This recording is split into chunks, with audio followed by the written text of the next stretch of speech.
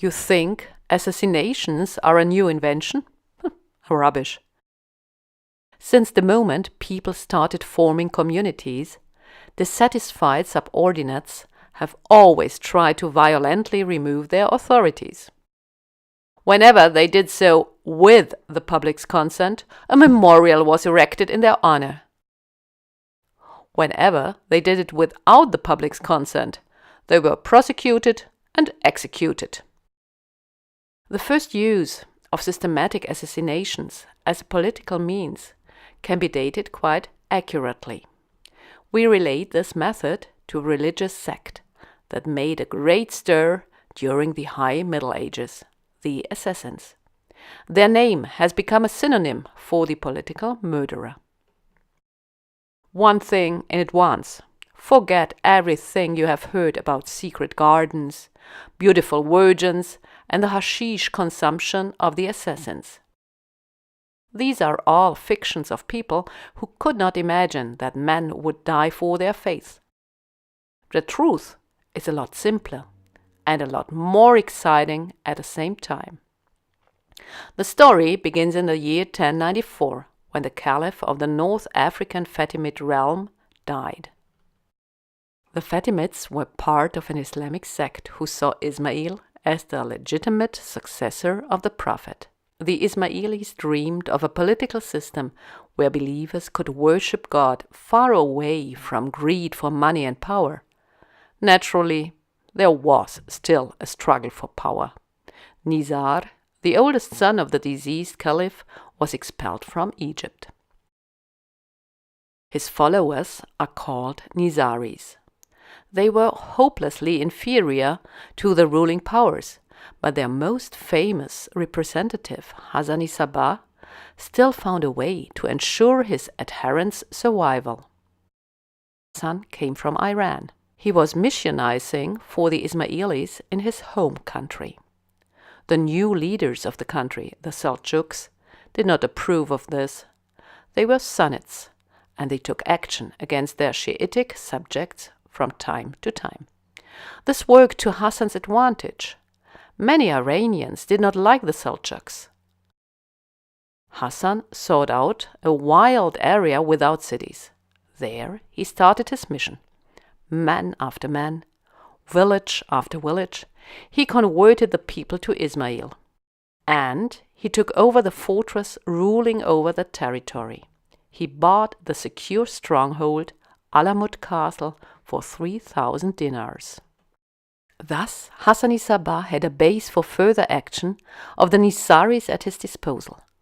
How the Seljuks would have liked to drive him out, but al-Mulk castle was too strong. Therefore, they fought the Ismailis where they could easily do it.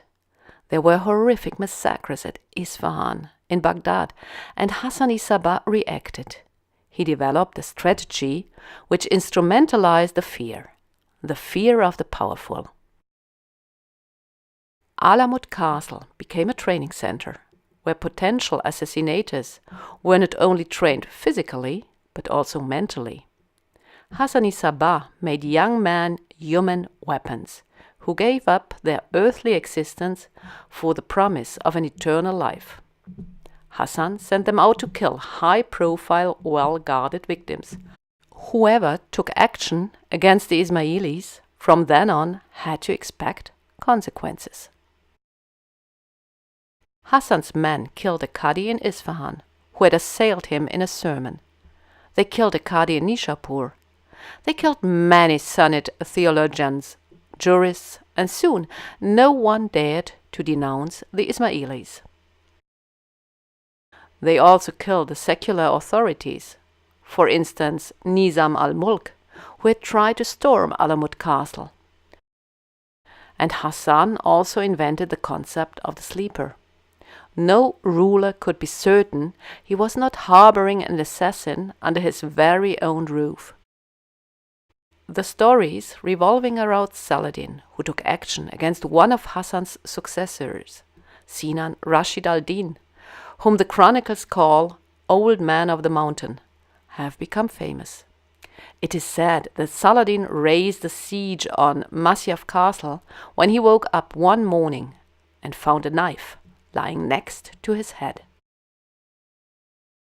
Others claim that Sinan sent a messenger to Saladin one day.